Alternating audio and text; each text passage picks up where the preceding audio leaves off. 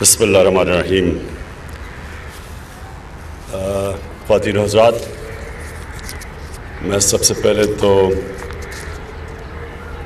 پاکستان کی business community جو آج یہاں بیٹھی ہے، میں یہ خوشی کا اظہار کرنا چاہتا ہوں کہ یہ ایک بڑا اچھا اوکیزن ہے پاکستان کی ٹاپ بزنس کمیونٹی سے بات کرنے کا اور ایوارڈز دینے کا بھی. جو یہ اسٹاک ایکسچینج کے آج 25 کمپنیز کو ایوارڈز مل رہے ہیں. میں سب سے پہلے جو اپنی بریف سی ویژن بتا دوں پاکستان کی، وہ ویژن ایک ہی ہے کہ پاکستان کو جو ہمارے فاؤنڈنگ فادرز نے پاکستان کا مقصد بتایا تھا آبجیکٹیو ریزولوشن کے اندر، جو قائد اعظم کی تقریروں میں اور جو علامہ اقبال جب وہ ایک آئیڈیل اسلامک اسٹیٹ کی بات کرتے تھے، تو وہ ویژن کیا تھی؟ وہ ایک ہی ویژن تھی، اور وہ جب ہم اسلام کی جو سب سے پہلی اسٹیٹ بنی تھی نبی صلی اللہ علیہ وسلم کی، مدینہ کی ریاست کے اوپر بیس تھی. اس کے دو فاؤنڈنگ پرنسپلز تھے. وہ جو اسٹیٹ تھی وہ دو اصولوں کے اوپر کھڑی تھی. ایک تھی انسانیت اور دوسری طرف انصاف، کمپیشن، جسٹس. آج اگر یہ دو پرنسپلز کے اوپر اگر آپ دیکھیں تو جو بھی دنیا کے اندر آج خوشحال قوم ہے یہ ان دو پرنسپلز پہ کھڑی ہے.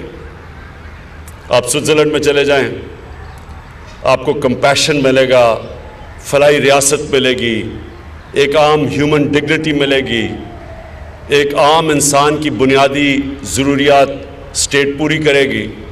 اور دوسری طرف انصاف، کہ justice system, rule of law ایسا ہے کہ سب انسانوں کے لیے ایک قانون. یہ جو دو فنڈامنٹل پرنسپلز ہیں، اس سے قوم آزاد ہو جاتی ہے. اس سے ایک عام لوگ دنیا کی عظیم قوم بن سکتے ہیں. اور وہی ہوا تھا مدینہ کی ریاست میں کہ وہ لوگ جن کی کوئی حیثیت ہی نہیں تھی، دو سپر پاورز تھی ان کے دونوں طرف، اور وہ دیکھتے دیکھتے، اور یہ ہیومن ہسٹری کا حصہ ہے کہ وہ دنیا کی سب سے عظیم قوم بن گئی، اور 700 سال تک انہوں نے ہر چیز میں لیڈ کیا، سائنس میں، ٹریڈ میں، ہر چیزوں میں دنیا کی وہ فورمسٹ سویلائزیشن بنا. تو پاکستان کا جو جس مقصد کے لیے بنا تھا، جتنا ہم کانسنٹریٹ کریں گے اس مقصد کی طرف تو ہمارا ڈائریکشن آ جائے گا، روڈ میپ مل جائے گا. جو بھی ہم کام کرنا چاہیں، چاہے بزنس ہو، چاہے ہماری فارن پالیسی ہو، اس سب کا روڈ میپ اس ملک کی ویژن کے اندر رکھا ہوا ہے. نظریہ کہ کیوں بنا تھا پاکستان.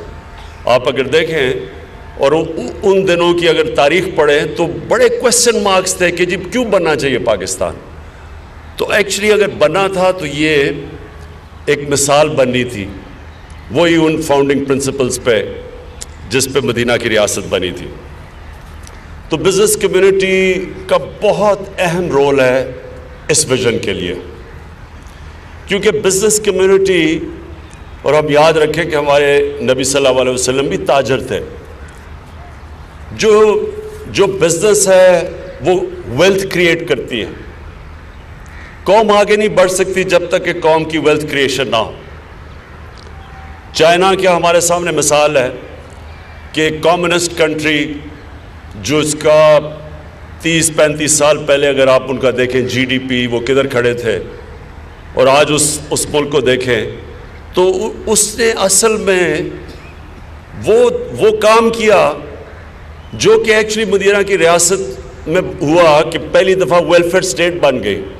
اور ویلفیئر اسٹیٹ کا مطلب کہ ریاست نے اپنے کمزور طبقے کی ذمہ داری لے لی، اور پھر پہلی دفعہ ایک ریاست نے معذوروں کی، بیواؤں کی، غریبوں کی، یتیموں کی ریاست نے ذمہ داری لی، جو کہ آج اسکینڈینیویا کے اندر ہے، یورپ میں ہے، بلکہ امریکہ میں بھی جو کہ کیپٹل سوسائٹی ہے اس میں بھی کافی تر ایک اسٹیٹ ذمہ داری لیتی ہے کمزور طبقے کی۔ چائنا نے ویلتھ کریٹ کی اور اس ویلتھ کریٹ کر کے جو دنیا کی تاریخ میں کبھی نہیں ہوا کہ 70 کروڑ لوگوں کو غربت کی لکیر سے 30 سال میں نکالا۔ یہ ایک بہت بڑی ہمارے ملک کے لیے مثال ہے، ماڈرن مثال ہے۔ تو ویلتھ کریشن تب ہوگی جب ہماری بزنس کمیونٹی کے لیے آسانیاں ہوں گی، پراسپر کرے گی۔ اس کے لیے ہماری گورنمنٹ کا کام فیسیلیٹیشن ہوگا، ان کی مشکلات کم کریں، جس کو as of doing business world bank کہتا ہے۔ تو ایک تو یہ بڑی کامیابی ہے کہ مشکل سرکمسٹانسز میں جو حکومت ملی کہ 28 پوائنٹس ہم اوپر گئے ایز آف ڈوئنگ بزنس میں۔ یہ کامیابی ہے کہ پہلا سال حالانکہ ہم سمجھ رہے تھے کئی چیزیں گورنمنٹ کی ہمیں پوری طرح سمجھ نہیں تھی، یہ نہیں اندازہ تھا کہ ڈیٹیریشن اور کس طرح جب ایک سسٹم کولیپس کرتا ہے، جب آپ میرٹوکریسی ختم کرتے ہیں تو ساری بیوروکریسی کے اندر ہر ایریا کے اندر ہم ہر گورنمنٹ کارپوریشن سارے تاریخی نقصان کر رہے تھے۔ تو اس کے اندر ایز آف ڈوئنگ بزنس کرنا، جبکہ ایک انسٹیٹیوشنل کولیپس تھا پاکستان میں، اور پاکستان بلکہ جہاں تک مجھے پتہ ہے 2013 سے 2018 تک 28 پوائنٹ نیچے گرا تھا ایز آف ڈوئنگ بزنس میں۔ تو ایک تو وہ شروع میں پوری کوشش کی ہم نے، میں پرائم منسٹر آفس سے ڈرائیو کرتا ہوں اس کو ایز آف ڈوئنگ بزنس میں کہ لوگ ہماری بزنس کمیونٹی کے لیے آسانیاں پیدا کریں۔ اس کے لیے ابھی خیر یہ تو ایک شروعات ہے، بڑا ہمیں آگے کرنا ہے۔ ہم باقی دنیا کے بھی ماڈل اسٹڈی کر رہے ہیں کہ کیسے انویسٹرز اور بزنسز کے لیے آسانیاں پیدا کریں۔ ایک جو مسلسل ایک مسئلہ آتا تھا بزنس کمیونٹی سے وہ نیب کا تھا کہ ہمیں بار بار جب ہم بزنس کمیونٹی سے ملتے تھے تو ایک نیب کا خوف تھا کہ کسی کو بھی پروب کر سکتی تھی نیب۔ آپ سب کو یہ سن کے خوشی ہوگی کہ آج ہماری آرڈیننس نکل آئی ہے اور نیب کو بزنس کمیونٹی کو ہم نے آرڈیننس کے ذریعے بزنس کمیونٹی کو انسولیٹ کر دیا ہے نیب سے۔ یا مجھے پتہ ہے میرے کئی دوست بھی بیٹھے ہوئے جن کو کافی خوشی ہوگی سن کے، کیونکہ ان کے اوپر بھی نیب کے کیسز چل رہے تھے۔ ہمارا یہ کنٹینشن ہے کہ نیب کا کام صرف جو پبلک آفس ہولڈرز ہیں ان کی اسکروٹنی کرنی چاہیے۔ جو بزنس کمیونٹی ہے ہم سمجھتے ہیں کہ وہ ان کے لیے اور ہیں، ٹیکس FBR ہے اور ادارے ہیں گورنمنٹ کے، عدالتیں ہیں، لیکن نیب کو بزنس کمیونٹی سے دور رکھنے کا اس لیے ضروری ہے کیونکہ بزنس کمیونٹی کے سامنے رکاوٹوں میں ایک یہ بہت بڑی رکاوٹ بنی ہوئی تھی۔ تو پہلے تو میں آج بزنس کمیونٹی کو مبارک دیتا ہوں اس چیز کی۔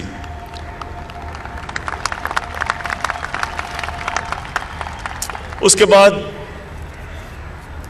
میں یہ آپ کو شیورٹی دیتا ہوں، جس طرح ڈاکٹر حفیظ شیخ نے آپ کو بڑی ڈیٹیلز میں بتایا کہ ایک تو بتایا کہ ہم کدھر تھے اور آج کدھر ہیں۔ یہ میں بار بار سنتا ہوں، لوگ کہتے ہیں جی اپنی بات کریں، پچھلوں کی بات اب بھول جائیں۔ میرا ایک ہی سٹینڈرڈ ان کو جواب ہوتا ہے کہ یہ 2023 تک میں آپ کو بھولنے نہیں دوں گا کس طرح کا پاکستان ہمیں ملا تھا۔ 2023 تک میں آپ کو یاد کراؤں گا کہ کتنے خسارے تھے، اور تاکہ موازنہ کریں۔ یہ سویڈن کی اکانومی تو نہیں ہمیں ملی تھی، ہمیں تو وہ اکانومی ملی تھی جو چھوڑ کے گئے ہیں۔ تو ہم بار بار لوگوں کو اس لیے بتائیں گے کہ پھر کمپیئر تو آپ کریں کسی سے۔ اگر ہمیں 30 ٹریلین 30,000 ارب روپے کا ٹوٹل ہمارا قرضہ ملا تھا، تو آپ کو یہ تو پتہ چلے کہ ہمارے 5 سالوں میں ہم نے کیا کیا، ہماری کیا پرفارمنس ہے۔ اور انشاءاللہ ہم اپنی پرفارمنس بھی آپ کو بتاتے رہیں گے اور یاد کرواتے رہیں گے اگلے 4 سال تک کہ کس طرح کا پاکستان اور کس طرح کے ادارے ہمیں ملے تھے. یہ میں آپ کو شیورٹی دیتا ہوں کہ ہماری ٹیم یہاں بیٹھی ہوئی ہے، اکنامک ٹیم ہر وقت آپ کے لیے اویلیبل ہوگی. جو بھی آپ کے مسئلے مسائل میں خود آپ کے ساتھ مہینے میں 1 یا 2 مہینے میں ایک دفعہ ضرور ملتا ہوں. میں خود سنتا ہوں کہ بزنس کمیونٹی کو کس طرح کے مسئلے مسائل آ رہے ہیں، اور میں آپ کو ایشور کرتا ہوں کہ یہ اس لیے نہیں کہ کسی سے میری واقفیت ہے اس لیے میں ان کے مسئلے حل کروں گا، اس لیے کہ یہ پاکستان کی ضرورت ہے. ہمارے ملک کی ضرورت یہ ہے کہ ہماری بزنس کمیونٹی فلرش کرے. ہمارے ملک کی ضرورت یہ ہے کہ انویسٹر پیسے بنائیں. جب انویسٹر پیسے بنائیں گے تو اور انویسٹر آئیں گے. انویسٹرز کے لیے انفارچونیٹلی 1960 کی دہائی 60s کے بعد ہمارا ایک مائنڈ سیٹ بدل گیا، اور ایک وہ جو سوشلسٹ مائنڈ سیٹ آیا.